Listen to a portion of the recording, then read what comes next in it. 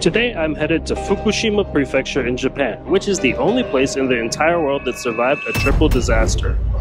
Back in 2011, an earthquake measuring more than 9.0 on the Richter scale triggered a massive tsunami, which in turn caused the Fukushima Daiichi nuclear power plant to melt down. This triple disaster led to the displacement of over 200,000 people living in the area, and as a result of these three disasters, more than 20,000 people lost their lives. But now, more than 13 years later, I'm visiting Fukushima Prefecture to see what remains and get an idea of what life is like there today. Now, I've started my journey this morning over in the nearby city of Sendai. I'd actually just been spending a few days in Sendai because I got a pretty good deal on flights to get to Sendai rather than Tokyo, Osaka, or anywhere else in Japan. But Sendai is in the neighboring prefecture, and I've just entered Fukushima Prefecture. I've been on the train for about 30 minutes now, and this whole train ride will take me a little bit under 2 hours. But this part of Japan's main island of Honshu is pretty sparsely populated, so mostly what you see along the way are beautiful mountain peaks and a lot of agricultural activity. And even though I'm taking the local train, which is pretty much the cheapest way to get where I'm going, it costs around $11, it's pretty comfortable, and there's not that many people on the train. But I digress. And as we continue our trip, mostly through the countryside, consider that everything that I'll be seeing from the window for the next hour or so would 13 years ago have been the site of pretty major radiation. But today, outside of a few areas very, very close to the power plant and the power plant itself, the radiation levels are basically lower than you'd find on even an airplane flight. And Japan is probably one of the most studied countries in the world when it comes to radiation levels, so I think my visit today is quite safe in terms of radiation. And since when I wanted to travel today, there were no direct trains, I've got to just switch once at the station here.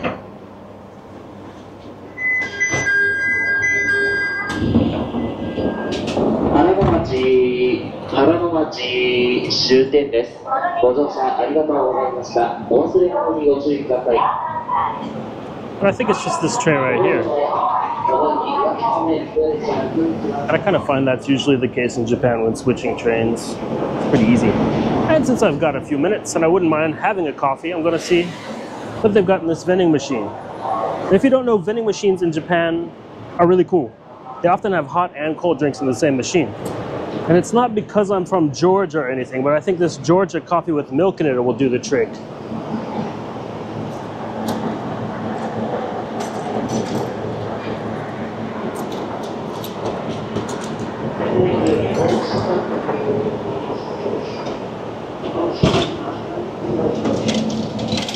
I just love how simple it is to use a vending machine in Japan.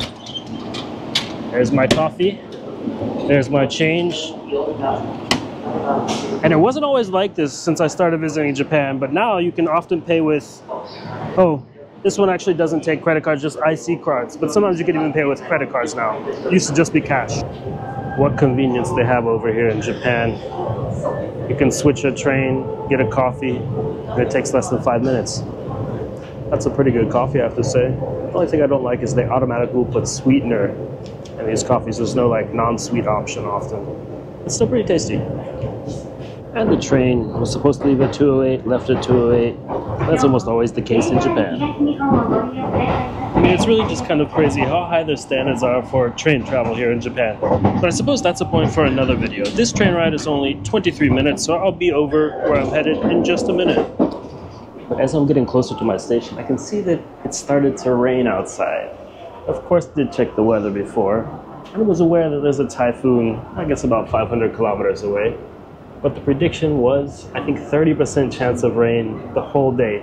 So hopefully with any luck, this is just a little bit of rain and it will go away. Because it would be a little bit hard to explore extensively in the rain.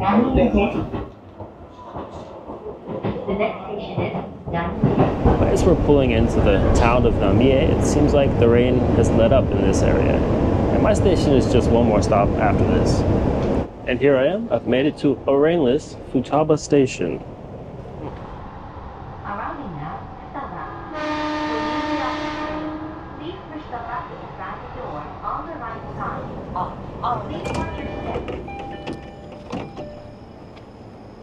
So over here in Futaba, there are a few different sites to visit. And there are a few different ways to visit those sites. But they let you borrow bikes for free in this town. So I'm gonna go on the bike.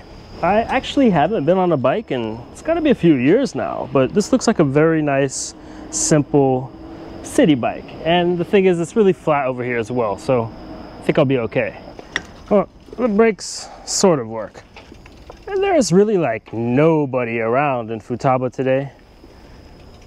Probably a part of the reason is because it looks like it could rain still at any time, and there's some kind of rain in the forecast.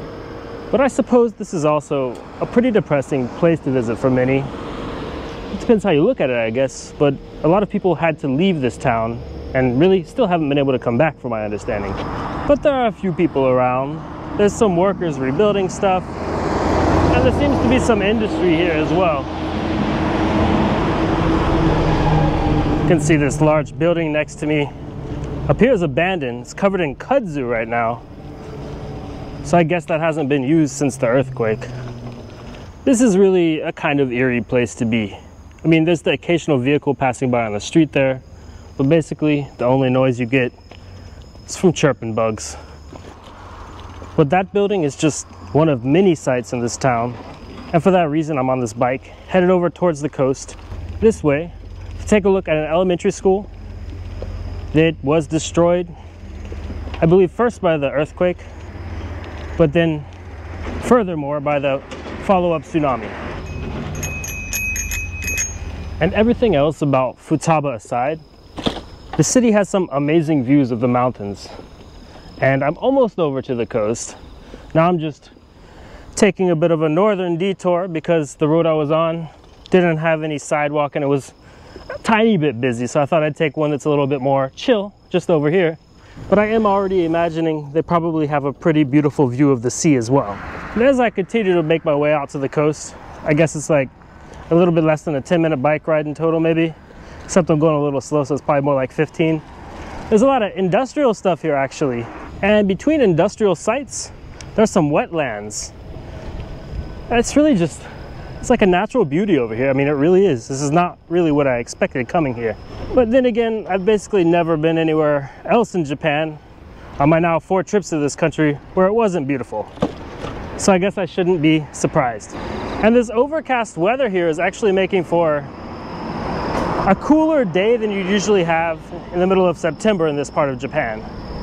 It's quite comfortable. Of course, assuming it doesn't start to rain at some point. And I'm almost to the coast, and right here is a museum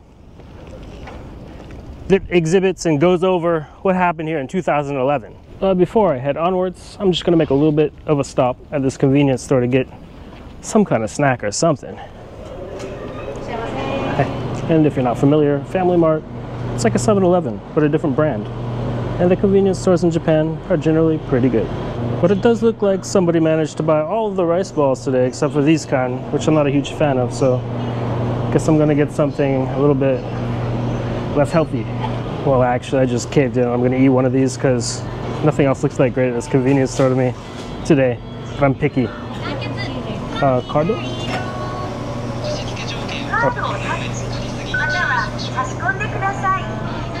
So, some bananas and some rice balls.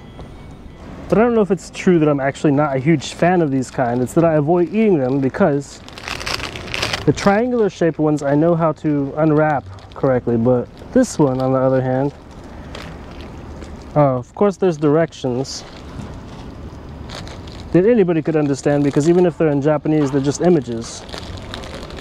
But I've failed. Oh well. I wrapped it myself. I think this is still called an onigiri. That's actually pretty good. It's got some smashed up tuna inside of it. And you don't need to bring anything to measure the radiation here, because the government has these things. I think they're all over the place, but I just noticed there's one in front of this Family Mart, and it looks like the radiation is 0.041. So a lot less than you get on a flight. But then again, there's got to be a difference between getting some radiation, I don't know, while going through airport security, sitting on an airplane, even if you're sitting there for like 18 hours or something. On Singapore's longest flight between New York and Singapore. Or if you're just visiting here. But if you live here, you're getting that little dose of radiation 24 hours a day, 7 days a week, 365 days a year. So it really should come as no surprise if people don't want to live here because of that. And if that big wall weren't right there, that would be the Pacific Ocean. And this part of the Pacific Ocean also happens to be one of the most seismically active places in the world. So I'd guess that wall is designed to stop tsunamis. But to imagine the 15-meter tsunami that struck here in March 2011 is a little bit of a challenge to do. I mean, what is that, like a 4-story building or something of water right here. And it took quite a while to actually get a glimpse of the ocean, but there it is. And it turns out I must have been wrong about what I thought was a wall. It looks like it's a kind of canalization system for this river here. But it does go out over there to the ocean. But taking a look here on the map, the ocean is still quite a ways away. And as I keep biking, I'm just about 5 minutes away from the elementary school now. And this is a reconstruction site.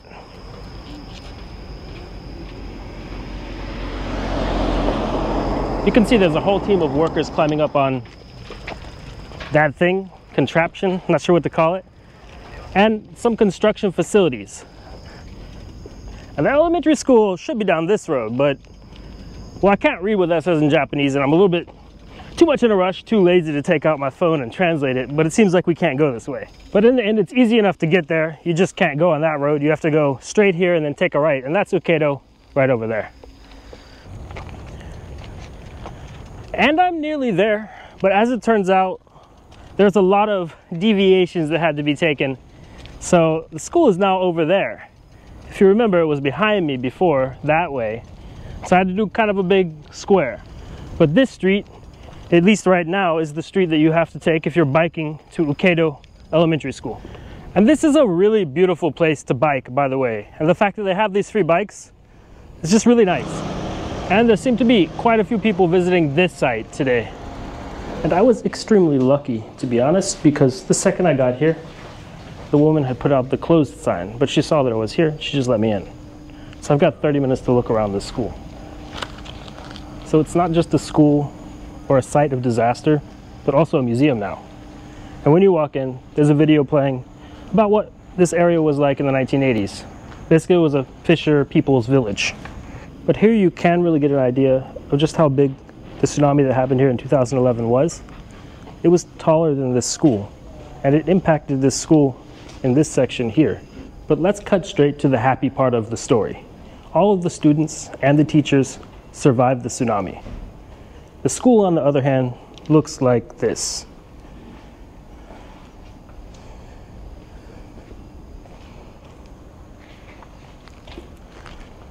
I can't even imagine, nor would I want to imagine, the feeling of looking out a window here, or perhaps being in front of the school and seeing a giant tidal wave approaching from the Pacific Ocean. It's just horrific. And as you walk around the school here, it's so close to the ocean that you can hear the waves hitting that protection wall, which looks sort of like the thing earlier that I called a protection wall that wasn't.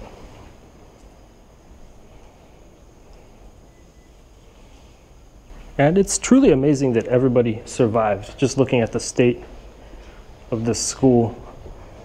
I mean, electric stuff having fallen off of the roof all over the place. Bathrooms seem to sort of be intact here, though you can't enter those. And let's see, here, it's just a bunch of different stuff that looks like it may have actually been thrown in there partially after the fact. I'm not sure. And it's interesting how they had this school set up. Looks like the bathrooms were down there, but if you wanted to wash your hands, not if you wanted to, this is Japan, who are we kidding? When you washed your hands after you went to the bathroom, you would go to this kind of communal sink. Kind of looks like what I had in my high school, for example, but in the US, they're actually inside of the bathroom. You can see like the door here is just basically obliterated, but still hanging on the hinge at the top there. And then just a lot of the roof has fallen in. Of course, some of this is probably just due to time passing by. It has been a little over 13 years since that tsunami happened. But wow, take a look at this. There are computers from the school here. These are the computers that they were using back in 2011. And some learning materials, it looks like. It's hard to tell if any of this hasn't been placed here afterwards, but seems likely that these computers have been sitting here since then. Let's see, back 2011, I guess I had a MacBook Air.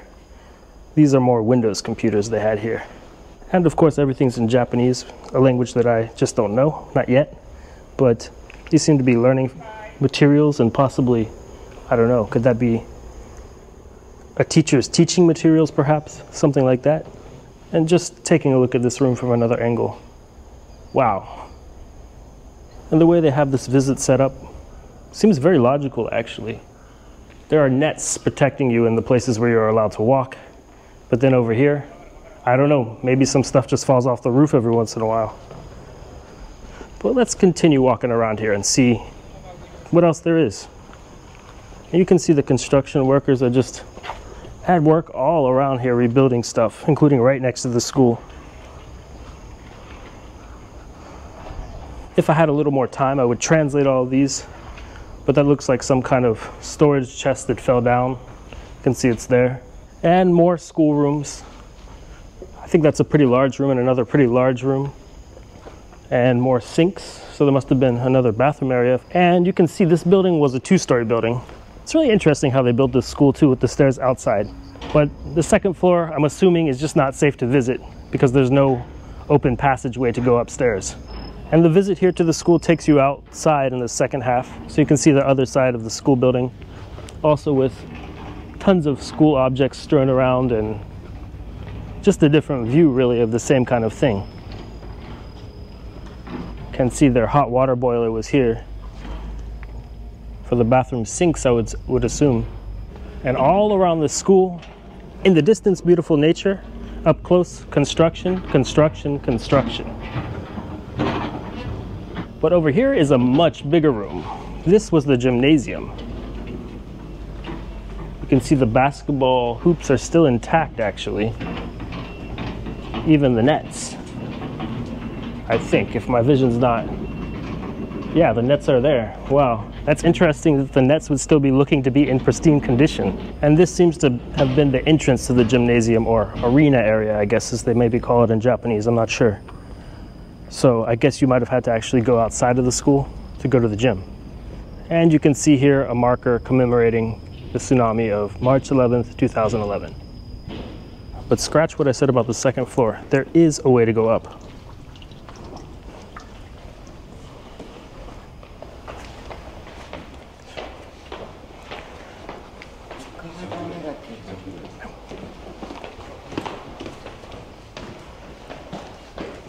They were studying English here. And the museum element of this place is just extremely informative. I only wish that I had had more time because it's all in Japanese, and if I were to just translate it all, I learn a lot more. But there's this interesting chalkboard that seems to have been preserved from a time after the tsunami actually. I don't know, I see the date over there in the lower corner, 2013, I guess 7 for July. So maybe visitors to this school, perhaps before it became a museum, were writing on this chalkboard. And from this room, you have a really magnificent view of the Pacific Ocean. I can only imagine studying here every single day, but then of course, the terribleness, I don't even know what to say, of when the tsunami came. And it's a bit hard to see with my camera probably, it's pretty far off. But you can see the waves hitting this wall and creating pretty big splashes right now even. And there's this clock up here that seems to be in normal condition. I guess maybe it was a bit above where the tsunami hit. And it says 3:37, almost 3:38. I don't know if it broke at the time of the tsunami or perhaps just some random time after. But it looks like the place is closing. Arigatou gozaimashita. But that's it for my visit here at the school. Actually closed already, it's like 4:31. So it was very nice of them to let me in at 4:01 or 4:02, a few minutes after they were technically not supposed to let anybody else in.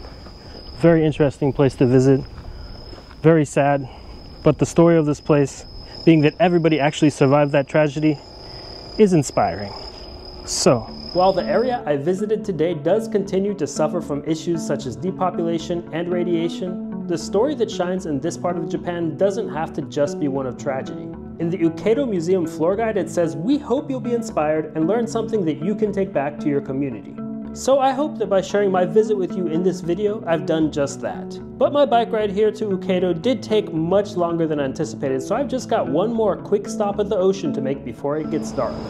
And here behind me you can see the port where there is some local fishing activity that's currently active again, and the wide Pacific Ocean. But having seen what I came here to see in Futaba, that's it for this video. So thank you so much for watching. Make sure to subscribe and like and all that cool YouTube stuff, and I sure hope that this video gave you a little bit of inspiration.